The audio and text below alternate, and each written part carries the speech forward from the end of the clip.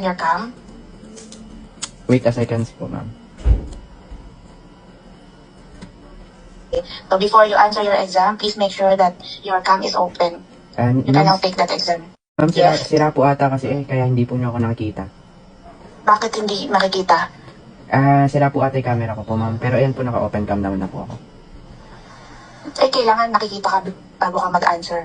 To make sure you're not cheating. Ay, hindi naman po, ma'am. Sira lang po talaga kaya ayaw po gumana. Please open it now. Tatry ko po, ma'am. Pero nakabukas na po kasi talaga eh.